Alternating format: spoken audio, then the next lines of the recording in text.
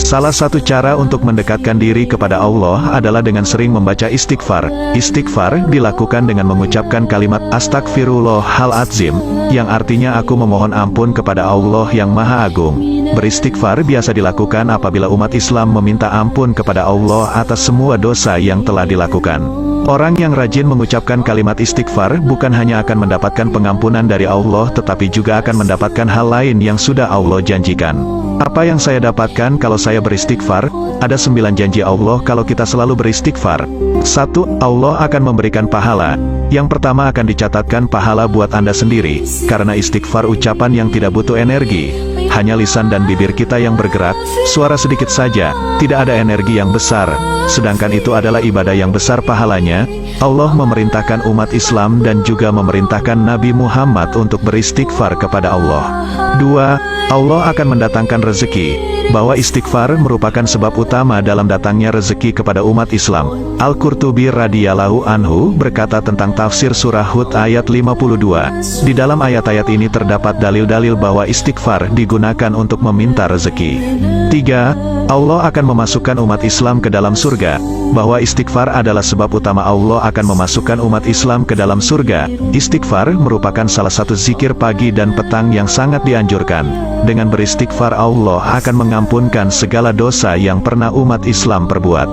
4. Allah akan menghapuskan dosa, bahwa di dalam Al-Quran penyakit itu adalah dosa dan penyembuhannya adalah dengan beristighfar. Oleh sebab itu, istighfar merupakan sebab utama Allah akan menghapuskan dosa-dosa.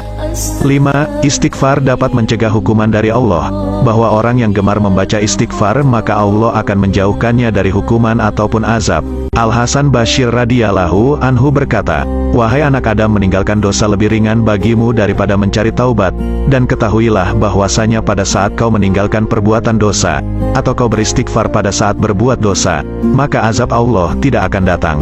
6. Allah akan mengangkat derajat. Nabi Muhammad berkata bahwa sesungguhnya Allah yang Maha Suci dan Maha Tinggi mengangkat derajat seseorang hamba saleh di surga, sehingga dia bertanya yang sudah mati diangkat derajatnya tinggi di surga. Hamba ini bingung, dia tidak pernah merasa berbuat amal yang bisa membuat dia ke derajat itu. Lalu dia bertanya, "Wahai Robku, dari mana nikmat ini hamba dapatkan?" Maka Allah mengatakan, "Dari istighfar anakmu untukmu." 7. Allah akan mensucikan hati. Nabi Muhammad bersabda, kalau seorang mukmin berbuat dosa akan menjadi titik hitam di dalam hatinya.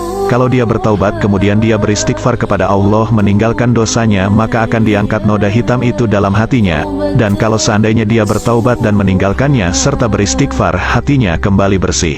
8. Allah akan memberikan anak dan keturunan, bahwa dalam sebuah riwayat disebutkan Abu Hanifah rahimahullah dalam musnadnya dari Jabir bin Abdillah radhiyallahu anhu, bahwasanya seseorang datang mengeluh kepada Nabi Muhammad lalu berkata, "Ya Rasulullah, sesungguhnya semua orang punya anak tapi aku sendiri yang tidak punya anak." Maka kata Nabi Muhammad, "Dari dua senjatamu, yaitu memperbanyak sedekah dan istighfar, maka dengannya kau akan diberikan rezeki." 9. Allah akan beri nikmat sehat dan kuat, bahwa Allah berjanji akan memberikan nikmat sehat dan kuat kepada umat Islam yang senang dan gemar membaca istighfar.